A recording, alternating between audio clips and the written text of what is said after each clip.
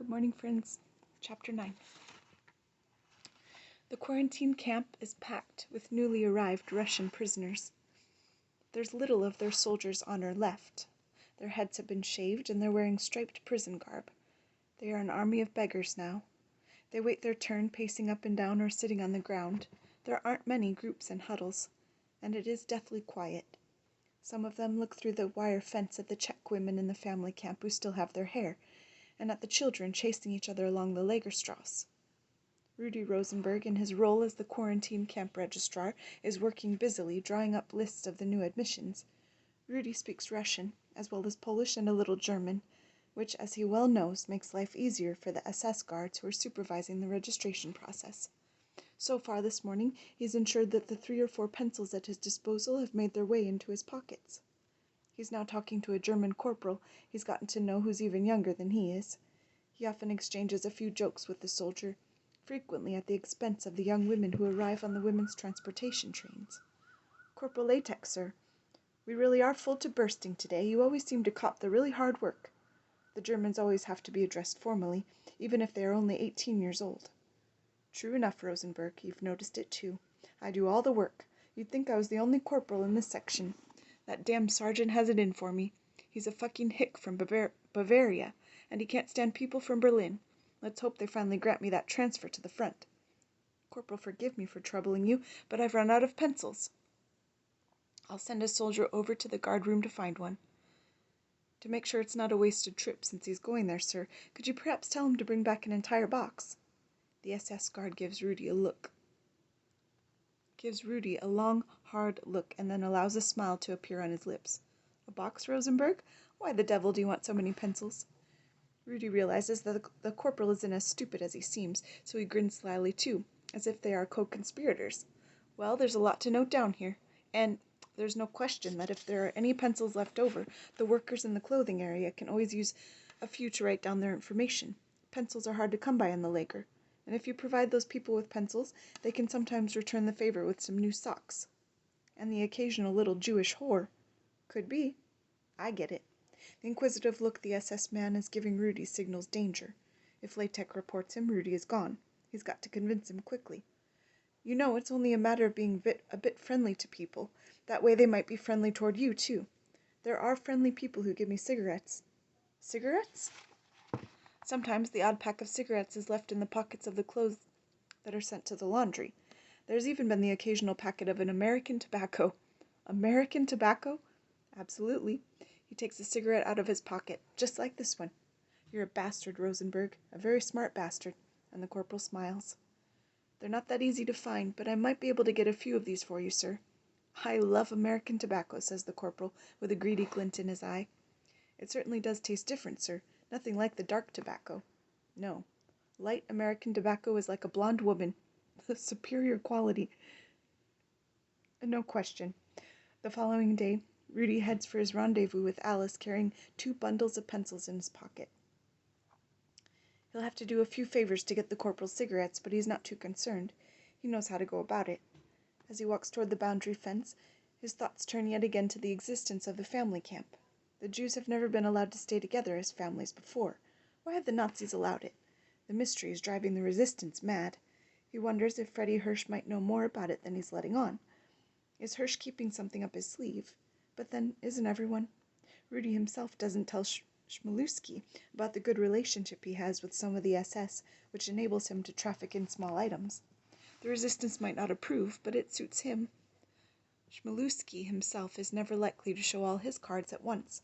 After all, doesn't he revel in the position of assistant to the German capo in his barrack? He strides back and forth behind the barracks until he sees Alice approaching, and then he heads for the fence. If the guard on duty in the tower is one of the bad-tempered ones, he'll blow his whistle any moment now and order them to move back.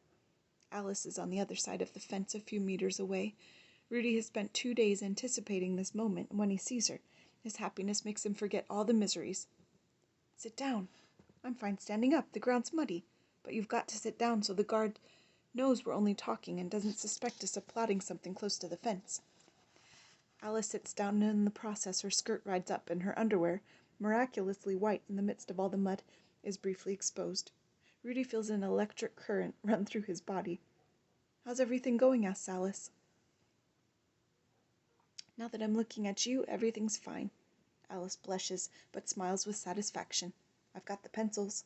She doesn't seem surprised, and that leaves Rudy feeling a little disappointed. He was hoping the pencils would have a dramatic effect.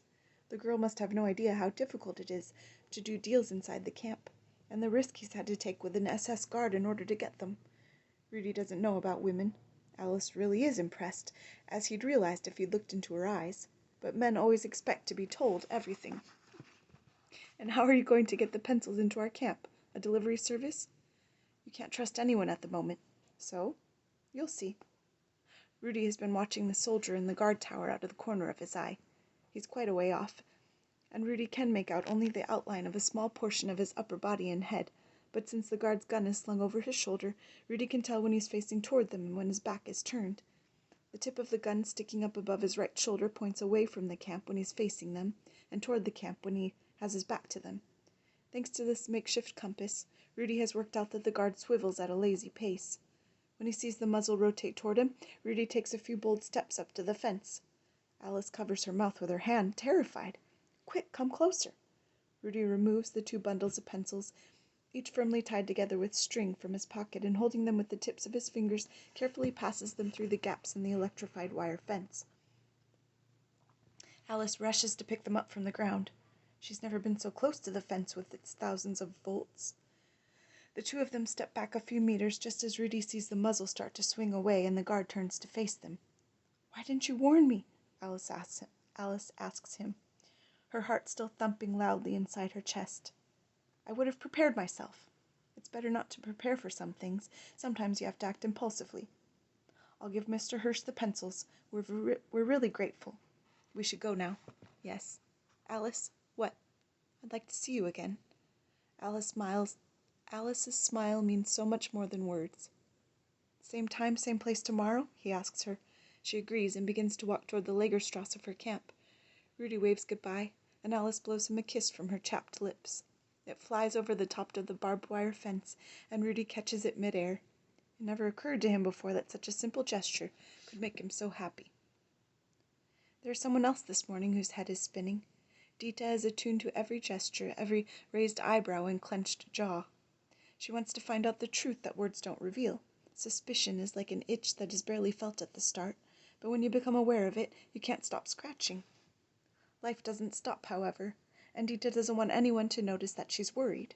So first thing in the morning, she's already on duty in her library, sitting on a bench with her shoulder propped up against the air intake of the chimney. The books are defiantly displayed on a long bench in front of her. Seppel Leichenstern has provided her with one of the assistants to help her control the movement of the books during the hourly book exchange. And on this particular morning, there's a young boy with pale skin sitting beside her, so quietly that he's yet to open his mouth. The first person to come by is a young teacher who's in charge of a group of boys nearby. He greets her with a silent nod. She's heard he's a communist, that he's very educated, and even speaks English. She studies his gestures to work out if he can be trusted. But in the end, she doesn't know what to think. She does notice a sparkle of intelligence under his studied indifference. He casts an eye over the books, and when he comes across the one by H.G. Wells, he nods as if in approval. Then he pauses over Freud's book of theories and shakes his head disapprovingly. Dita watches him closely, almost frightened by what he's going to say. Finally, after a moment's thought, he says, If H.G. Wells were to find out that he's next to Sigmund Freud, he'd be angry with you. Dita stares at him wide-eyed and blushes. I don't understand. Don't pay any attention to me. It's just that it shocks me to see a socialist rationalist like Wells together with a fantasy salesman like Freud. Freud writes fantastical tales? Absolutely not. Freud was an Austrian psychiatrist from Moravia and a Jew. He used to examine what people had inside their heads. And what did he see? According to him, too many things. In his books, he explains that the mind is a storeroom where memories languish and send people mad. He came up with a way of curing mental illnesses. The patient would lie down on a couch, and Freud would make him talk until he'd exhausted the last of his memories. In this way, Freud probed the patient's most hidden thoughts. He called it psychoanalysis. What happened to him? He became famous. That saved his skin in Vienna in 1938. Some Nazis went into his consulting rooms, destroyed everything, and left with 2,000 Reichsmarks. Then when Freud found out, he remarked that he had never charged that much for a consultation. Freud knew a lot of influential people outside of Austria, but even so, the Nazis didn't allow him to leave the country and go to London with his wife and daughter until he signed a piece of paper where he stated that the Nazi authorities had treated him really well, and life in Vienna under the Third Reich was wonderful. He asked if he could add something to the end of the document because he felt the Germans had sold themselves short. Then he wrote, I strongly recommend the Gestapo I strongly recommend the Gestapo to everybody. The Nazis were delighted. They just don't get the Jewish sense of humor. As far as the Germans were concerned, humor means tickling your toes. And when he reached England, Freud died the following year in 1939. He was already very old and sick. The young teacher picks up the book by Freud and leafs through it. Freud's books were among the first to be burned on Hitler's orders in 1933.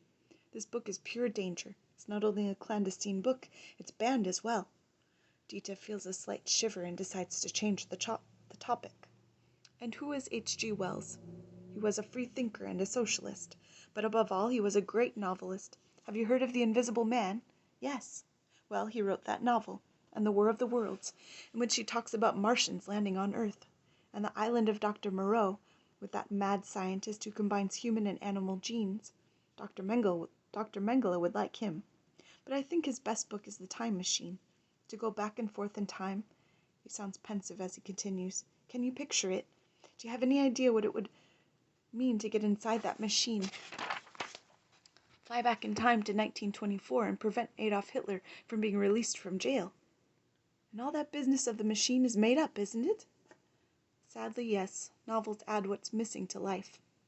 Well, if you think it would be better, I can put Mr. Freud and Mr. Wells at opposite ends of the bench. No, leave them where they are. Maybe they can learn something from each other. And he says it so seriously that Dita can't tell if this young teacher, who has the poise of an experienced man despite his youth, is joking or absolutely serious. He turns round and returns to his group, and it occurs to Dita that he's a walking encyclopedia. The assistant beside her hasn't spoken a word. It's only when the teacher has gone that he tells Dita in a high-pitched childish voice, which makes his normal silence understandable, that the teacher's name is Ota Keller, and he's a communist. Dita nods. The teacher asked Dita for one of her living books for the afternoon, The Wonderful Adventures of Niels Holgersen. The teachers asked Dita for one of her living books for the afternoon, The Wonderful Adventures of Niels Holgersen. Mrs. Magda is a fragile-looking woman with snow-white hair and as slight as a sparrow. But when she starts to tell the story, she turns into a giant. Her voice becomes remarkably energetic, and she spreads her arms dramatically to describe the flight of the geese carrying Niels Holgersen through the air. A large group of children of mixed ages climbs on board the flock of strong geese, too. They follow every word, wide-eyed as they fly, seated on those geese, all over the skies of Sweden. Almost all the children have heard the story before, in some cases several times, but the ones who enjoy it most are the ones who know it best.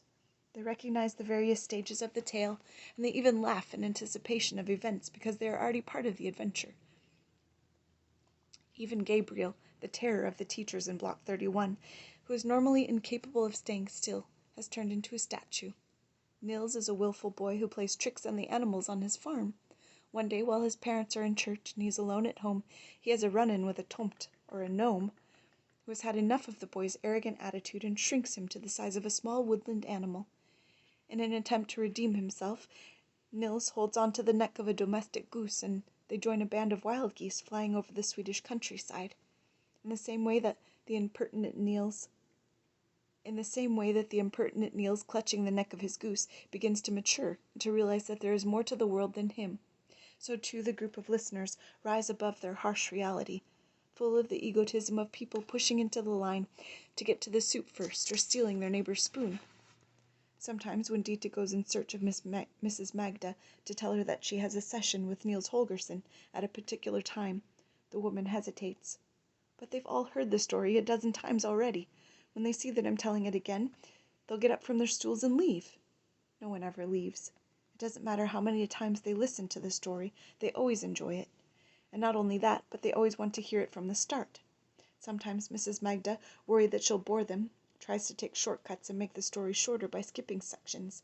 But there are immediate protests from her audience. No, that's not right. And she has to rewind and tell the whole story without leaving anything out. The more times the children hear the story, the more it's a part of them. The story comes to an end, and the guessing games being played by other groups also finish, along with the craft work. A group of girls who have been making puppets out of old socks and wooden sticks. The children leave the hut and return to their families once the deputy director has finished the afternoon roll call. The assistants finish their task quickly. Sweeping the floor with twig brooms is more of a ritual or a way of justifying their positions than an actual necessity. Arranging the stools doesn't take long either, or cleaning up the non-existent leftovers from the meal because nothing is wasted. The bowls are licked clean down to the very last drop of soup. Even a crumb is like a treasure. As the assistants complete their pretend cleanup, they leave the hut, and a peacefulness descends on Block 31. The teachers sit down together on stools and discuss the day's events. Dita is in her corner behind the woodpile, where she often goes when classes are over to read for a while, since the books can't be taken from the hut. She notices a stick propped up against the wall in her corner. It has a small net at the top made of string. It could be a crude butterfly net, although it's so badly strung that if you tried to catch a butterfly, it would escape through one of the many holes. She can't imagine who might be the owner of such a useless item. There aren't any butterflies in Auschwitz anyway. If only.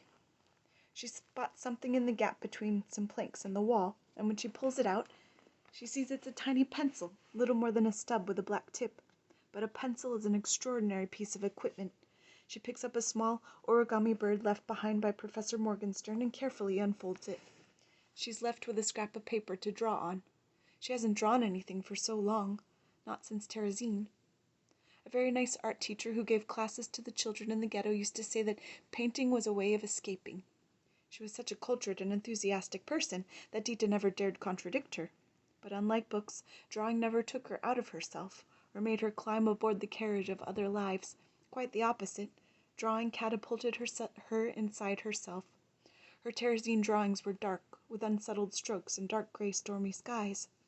Drawing was a way of having a conversation with herself when she was overcome by the idea that her youth, which had barely begun, already seemed to be over. Dita sketches the barrack, the stools, the straight stone line of the chimney, and the two benches, one for her and the other for the books. She can't avoid overhearing the teachers' voices, which sound fraught this afternoon. Mrs. Nasty is complaining bitterly that it's impossible for her to teach the children geography over the noise of the yells and orders accompanying the deported prisoners who arrive at the camp and walk past Block 31 on their way to the showers and their death. Trains arrive and we have to pretend we can't hear anything. We carry on with our lessons while the children whisper among themselves. We act as if we can't hear a thing, as if we knew nothing about it. Wouldn't it be better to face up to it and talk to the children about the concentration camp? They all know what is going on anyway, so let them talk about their fears. Freddie Hirsch isn't there today. He tends to shut himself in his cubicle to work and takes part less and less in the social life of the hut. When Dita enters his den to put the books back in their hiding place, she often sees him totally focused on what he's writing on pieces of paper. He explained to her once that it was a report for Berlin. They were really interested in the Block 31 experiment. Dita wonders if those reports are linked to the shadow that Hirsch is trying to hide from the others. In his absence, it's Miriam Edelstein who has to be uncompromising with the difficult Mrs. Kriskova and remind her of the orders of the block management. Do you honestly believe that the children aren't concerned? Another teacher interrupts. All the more reason, then, answers Miriam Edelstein. What's the point in endlessly going on about it, endlessly rubbing salt into the wound? This school has a mission over and above the one of pure education, to convey a certain sense of normalcy to them, prevent them from becoming disheartened, and show them that life goes on. For how long? Asks someone, and the conversation gets stirred up again. Comments, both pessimistic and optimistic, erupt everywhere, together with all manner of theories about how to explain the tattoo on the arms of all the children, the tattoo that refers to special treatment after 6 months. For those in the September transport, that time is edging ever nearer. The conversation descends into chaos. Dita, the only young assistant allowed to stay in the hut at this hour, is somewhat uncomfortable at witnessing the teacher's discussion, and the word death rings in her ears as something almost obscene and sinful, something a young girl shouldn't be overhearing, so she leaves. She hasn't seen Freddie anywhere all day. Apparently he's busy with something really important. He has to prepare for a ceremonial visit from the High Command. Miriam Edelstein has the key to his cubicle. She opens the door so Dita can go in and hide the books. The two exchange a quick look. Dita tries to detect a hint of betrayal or insincerity in the deputy director, but she doesn't know what to think anymore. All she can see in Miss Edelstein is a deep sadness. Dita is lost in thought as she leaves Block 31. She weighs whether she should consult her father, who is a sensible person. Suddenly she remembers that she has to keep a lookout for Mengele and swivels her head around swiftly a few times to check if anyone is following her. The wind has died down, and the snow has begun to fall all over the camp. The Lagerstrasse is empty, apart from a few people walking hurriedly to their huts in search of warmth. There's no trace of any SS. But in one of the side alleys that run between the huts, she can see someone leaping about while attempting to defy the cold with a frayed jacket and a handkerchief worn like a scarf. She looks more closely. White stubble, white hair, round glasses. It's Professor Morgenstern. He's vigorously waving a stick up and down with a net tied to it, and Dita recognizes the butterfly net she saw in Block 31. She now knows whose it is. She stands there watching the professor because she can't work out why he's waving the artifact in the air, and then she finally gets it. There's no way she could have imagined that Morgenstern could use it to catch snowflakes. He sees her watching him and waves a friendly greeting to her. Then he returns to his fanatical pursuit of snowflake butterflies. Every now and again he's on the verge of slipping as he pursues a snowflake, but in the end he catches it and watches it melt in his palm. The elderly professor's stubble is full of sparkling ice crystals, and from where she's standing, Dita thinks she can see a smile of contentment. That's all for today, friends. Have a good day.